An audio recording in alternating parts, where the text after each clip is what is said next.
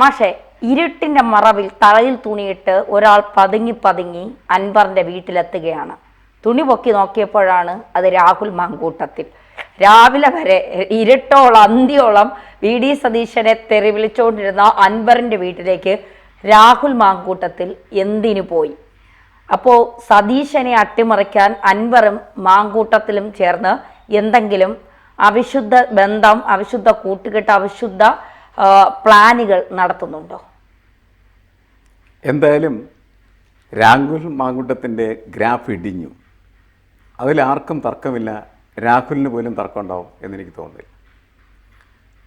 വളരെ വ്യക്തമായ രാഷ്ട്രീയ നിലപാടോടുകൂടി സതീശൻ്റെ ഗ്രൂപ്പിൽ തന്നെ പ്രവർത്തിച്ചിരിക്കുന്ന, സതീശൻ്റെ പയ്യന്മാർ എന്ന് വിശേഷിപ്പിക്കപ്പെടുന്ന അതിൽ പ്രമുഖനായിട്ടുള്ള ഒരാളാണ് രാഹുൽ മാങ്കൂട്ടത്തിൽ.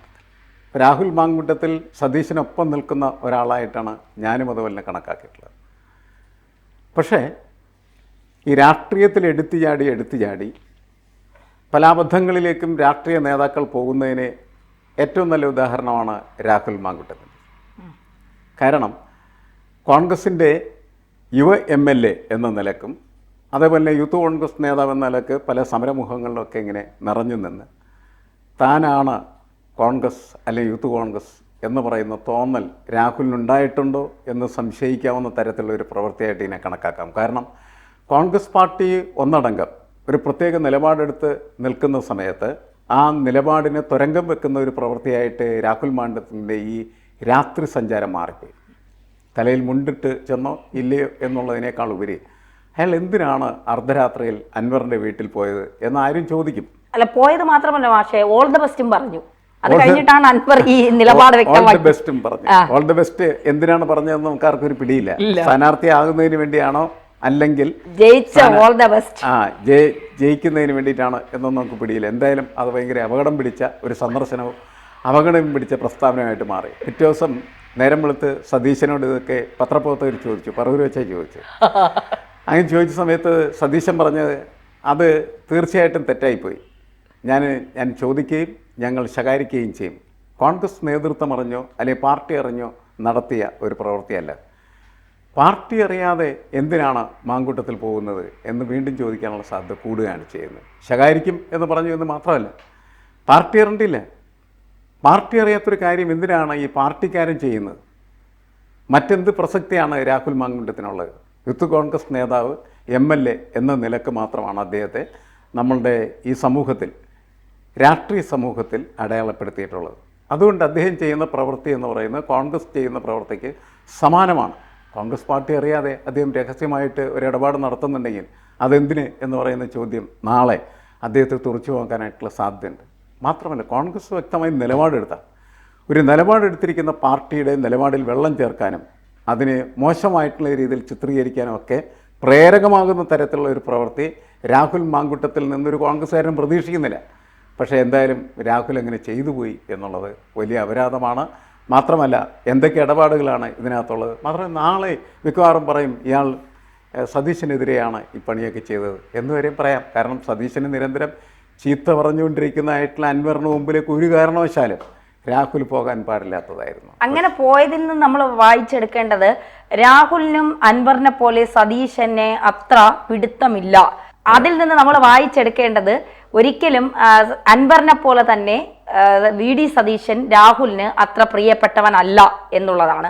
അതുകൊണ്ടായിരിക്കുമല്ലോ ഇപ്പോൾ ഞങ്ങൾ സുഹൃത്തുക്കളാണ് എന്ന് വേണമെങ്കിൽ ഇനിയിപ്പോൾ ഈ ഇടയിൽ ഒരു തിരുത്തലുമായി രാഹുൽ മാങ്കൂട്ടത്തിൽ രംഗത്തെത്താം. എൻ്റെ വളരെ വർഷക്കാലമായ സുഹൃത്താണ് അൻവർക്ക് ഞാൻ അങ്ങനെ കാണാൻ പോയതാണ്, അല്ലാതെ എനിക്ക് വേറെ ബന്ധമൊന്നുമില്ല എന്നൊക്കെ പറഞ്ഞ് വേണമെങ്കിൽ ഇവർ ഈ മെഴുകി വെളുപ്പിച്ചെടുക്കുന്ന ഒരു സംഭവം ഉണ്ടല്ലോ, അതൊക്കെ വേണമെങ്കിൽ ഉടൻ തന്നെ വരാം.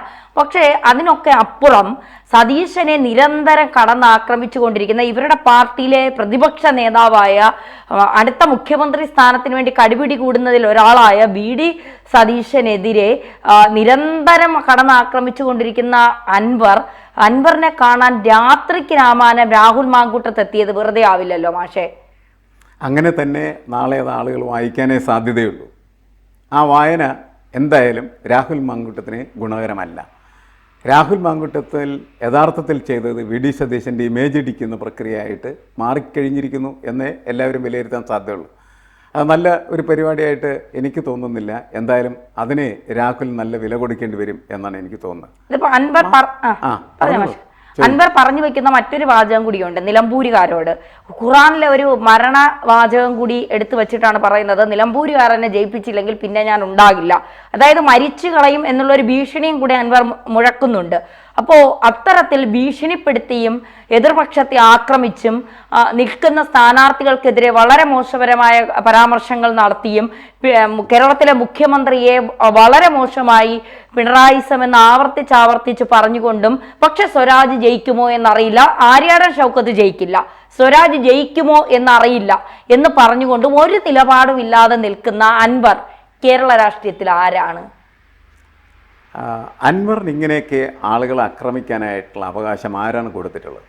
ജനാധിപത്യത്തിൽ എല്ലാവർക്കും അവരുടേതായിട്ടുള്ള അഭിപ്രായ പ്രകടനങ്ങൾ നടത്താം. ഫ്രീഡം ഓഫ് സ്പീച്ച് എന്ന് നമ്മൾ പറയുന്ന സംഭവം നിലവിലുണ്ട് എങ്കിൽ പോലും നിങ്ങൾക്ക് മറ്റൊരാളെ അപഹസിക്കാനോ മറ്റൊരാളെ ഭീഷണിപ്പെടുത്താനോ മറ്റൊരാളെ ചീത്ത വിളിക്കാനോ അവകാശമില്ല എന്നുള്ളതാണ് സത്യം. അൻവർ എന്ത് ചെയ്തുകൊണ്ടിരിക്കുന്നത്? അയാൾക്ക് ഇഷ്ടമില്ലാത്ത എല്ലാ നേതാക്കളെയും ചീത്ത വിളിക്കും. അതൊക്കെ മാധ്യമങ്ങൾ ആഘോഷിച്ചുകൊണ്ടിരിക്കുന്നു എന്നാണ്. മാധ്യമങ്ങൾ ഉള്ളതുകൊണ്ട് മാത്രമാണ് അൻവർ എന്ന് പറയുന്ന ഒരു പ്രതിഭാസം നമ്മുടെ സമൂഹത്തിൽ നിരന്തരമായിട്ട് ചർച്ചയ്ക്ക് വിധേയമാകുന്നു എന്നുള്ള കാര്യം നമ്മൾ മനസ്സിലാക്കണം. മുഖ്യധാര മാധ്യമങ്ങൾ ഈ കാര്യത്തിൽ പ്രായശ്ചിത്തം ചെയ്യേണ്ടതാണ് എന്നാണ് എനിക്ക് തോന്നുന്നത്. കാരണം ഇയാൾ ആരാണ്? ഓരോരുത്തരും കേരളത്തിലെ മുഖ്യമന്ത്രി പറയുന്ന മാഫിയ തലവൻ. സതീശനെതിരെ അധികം ശക്തമായിട്ടുള്ള ചീത്തവിളി, സതീശൻ്റെ സ്വകാര്യ താല്പര്യം കൊണ്ടാണ് ഞാൻ പുറത്താക്കപ്പെട്ടത് എന്ന് അദ്ദേഹം വീണ്ടും വിളിച്ചു പറഞ്ഞു. നേരത്തെ തന്നെ അദ്ദേഹം പറഞ്ഞത് കണ്ടെയ്നറിനകത്ത് 150 കോടി രൂപ സതീശൻ കൊണ്ടുപോയി എന്നൊക്കെ പറഞ്ഞു. ഇങ്ങനെ എന്തും വിളിച്ചു പറയാം. വായില്ലാത്തതായിട്ടുള്ള വാക്കത്തി പോലെ ആയി മാറിയ അൻവർ, ആ അൻവറിനെ എന്തിനാണ് ഈ മാധ്യമങ്ങൾ ചുമക്കുന്നത്? മാധ്യമങ്ങൾ എന്തിനാണ് അയാളെ ഇങ്ങനെ പെരുപ്പിച്ച് ആഘോഷിച്ച് കൊണ്ടു നടക്കുന്നത് എന്ന ചോദ്യത്തിന് പ്രസക്തിയുണ്ട്.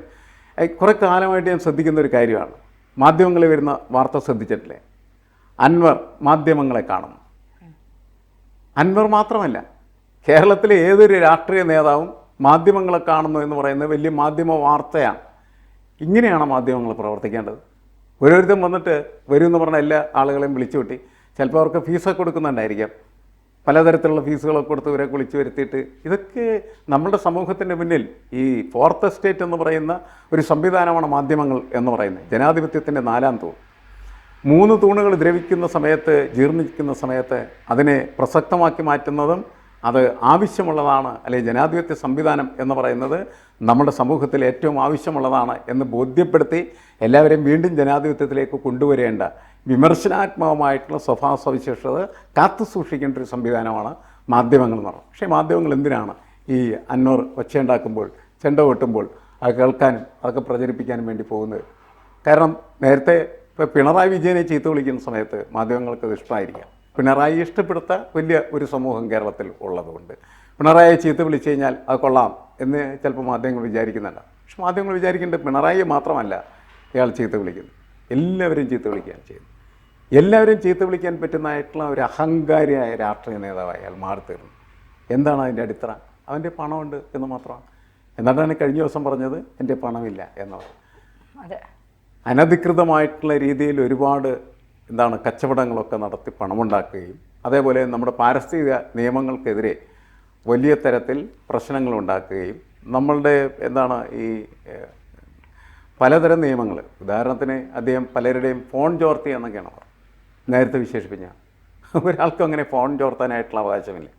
അങ്ങനെ അവകാശമില്ലാത്ത കാര്യങ്ങളൊക്കെ ചെയ്ത് വലിയ പ്രമാണിയായിട്ട് നടക്കുന്ന ഈ അൻവർ എന്ന് പറയുന്നത് എത്ര കാലത്തൊക്കെ ഉണ്ടാവും? അതാണ് നമ്മുടെ ചോദ്യം.